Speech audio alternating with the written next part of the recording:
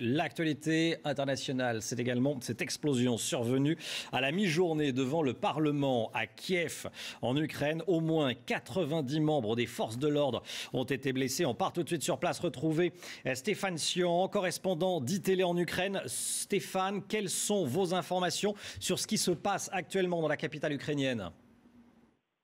Oui, tout à fait. Le bilan des affrontements est en train d'évoluer. On parle désormais de 80 blessés, comme vous l'avez dit, mais principalement du côté des forces de l'ordre. Et ce que j'ai pu apprendre de sources médicales, c'est qu'au moins 56 personnes ont été transférées ces 2 dernières heures à l'hôpital de Kiev, dont 50 policiers.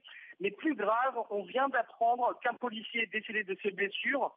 C'est une information qui a été donnée par le maire de Kiev lui-même, l'ancien champion de boxe Vitaly Klitschko, un mort donc dans ces affrontements devant le Parlement de Kiev.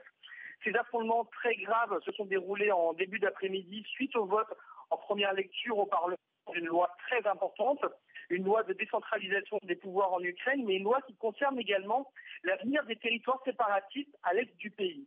Le déroulement du vote a été perturbé par la frange populiste et nationaliste des députés.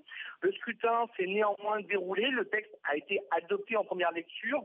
Mais juste après, des incidents très violents ont éclaté devant le Parlement où étaient réunis plusieurs centaines de partisans de Svoboda, un parti d'extrême droite, farouchement opposé à cette loi. Des individus se sont mis à provoquer la police.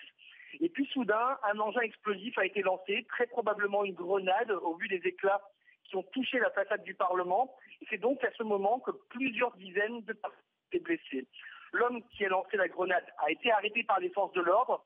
Il est encore tôt pour se prononcer sur son profil, mais d'ores et déjà, le ministre de l'Intérieur ukrainien, Arsen Avakov, déclare que le parti de Svoboda est responsable de ces incidents. Pour le moment, le calme est revenu devant le Parlement à Kiev et on en saura sans doute un peu plus dans les prochaines heures sur les circonstances de ces affrontements très violents où un policier a été tué selon la mairie de Kiev.